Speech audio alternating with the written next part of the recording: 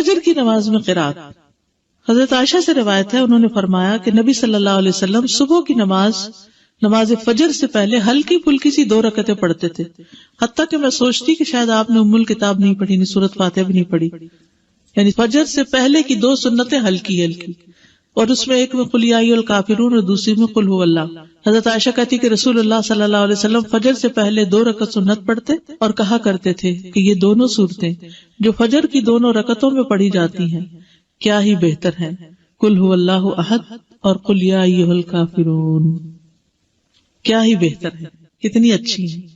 اور کہنے والا کا سر اچھا بس قل یا ایھا الکافرون نہیں، اگر نبی صلی اللہ علیہ وسلم نے ان کی تعریف کر دی تو یہی پڑھنا زیادہ افضل ہے کچھ اور پڑھنے سے.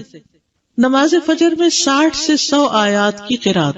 ابو برزہ الاسلمی سے روایت ہے، وہ کہتے ہیں کہ رسول اللہ صلی اللہ علیہ وسلم عشاء کو تہائی رات تک مؤخر کر دیتے اور اس سے پہلے سونے اور بعد میں گفتگو کرنے کو ناپسند فرماتے، اور فجر کی نماز میں 100 سے لے کر 60 آیتیں تلاوت فرماتے، اور ایسے وقت میں سلام پھیرتے جب ہم ایک دوسرے کے چہرے کو پہچان سکتے تھے، یعنی روشنی ہو جاتی تھی، یہ مطلب ہے. ابو برزہ رضی اللہ عنہ سے روایت ہے کہ رسول اللہ صلی اللہ علیہ وسلم صبح کی نماز میں 60 سے 100 آیات کی قرات فرماتے تھے. صبح کی نماز میں 60 سے 100 آیات کی تلاوت کرتے. سورۃ واقعہ اور اس جیسی صورتیں پڑھنا.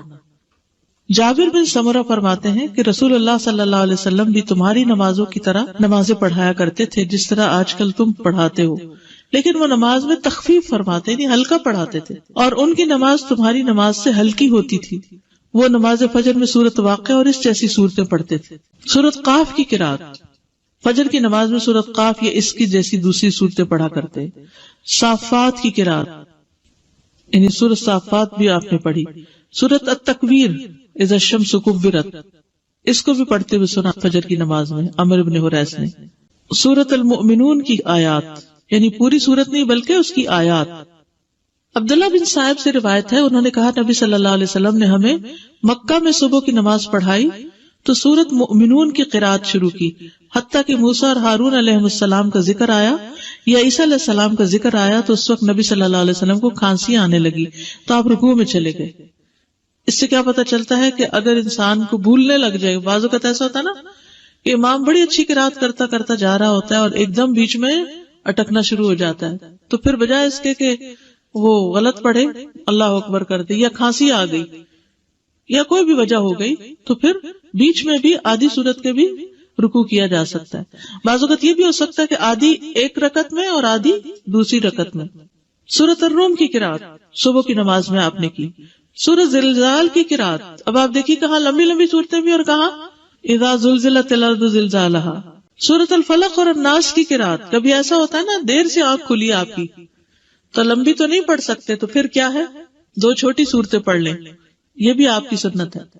مختلف آیات کی قرات، یعنی پوری صورت نہیں کچھ آیتیں. یہ بھی سوال آتا ہے نا کچھ لوگوں کی طرف سے کہ اگر سورۃ البقرہ کی آخری آیات مثلا ہم پڑھ رہے ہیں یا آیت الکرسی پڑھ رہے ہیں تو کیا یہ کافی ہے؟ جی ہاں کافی ہے.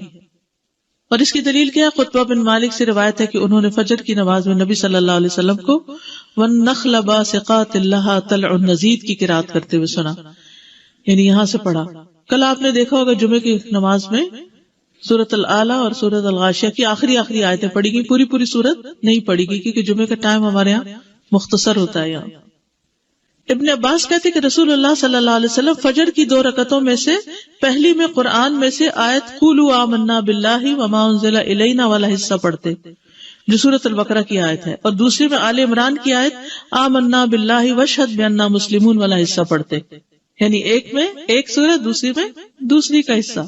ابن عباس سے روایت ہے کہ انہوں نے کہا رسول اللہ صلی اللہ علیہ وسلم فجر کی 2 رکعتوں میں قرآن میں سے قولوا آمنا باللہ اور تعالوا الی کلمۃ سواء بیننا وبینکم پڑھا کرتے تھے. مختلف صحابہ کی نماز فجر کی قرات، اس میں عمر رضی اللہ عنہ نے پہلی رکعت میں سورۃ البقرہ کی 120 آیات پڑھی. کہاں تک پہنچتے ہیں؟ پہلا سپارہ ختم ہو جاتا ہے. پھر عبداللہ بن مسعود پہلی رکعت میں سورۃ انفال کی 40 آیات اور دوسری رکعت میں مفصلات میں سے سورت پڑھی، یعنی ایک میں آیات پڑھی اور ایک میں پوری سورت پڑھی. ایسے بھی کیا جا سکتا ہے.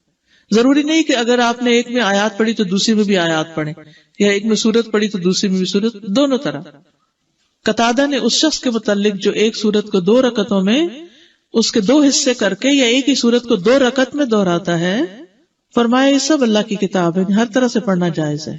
سورت اخلاص کی قرات ہر سورت میں ایک صحابی پڑھتے تھے، تو آپ کو شکایت کی گئی تو آپ نے پوچھا اس سے، تو اس نے جواب دیا مجھے اس سورت سے محبت ہے۔ آپ نے فرمایا تیرا اس سورت سے محبت کرنا تجھے جنت میں داخل کر دے گا۔ ٹھیک ہے۔ اچھا، جمعے کے دن فجر کی نماز کی پہلی رکعت میں سورت السجدہ اور دوسری میں الدہر پڑھا کرتے تھے۔ اچھا، یہ جو ساری احادیث آپ کے سامنے میں نے رکھی ہیں، اس سے آپ کو سمجھ میں کیا آیا؟ پہلے تو حفظ ہونی چاہیے، بالکل ٹھیک ہے۔ ہم لمبی بھی پڑھ سکتے ہیں، ایز پر سچویشن چھوٹی بھی پڑھی جا سکتی ہے، آیات بھی کسی سورت کی منتخب کر کے پڑھ سکتے ہیں اور پوری سورت بھی پڑھ سکتے ہیں۔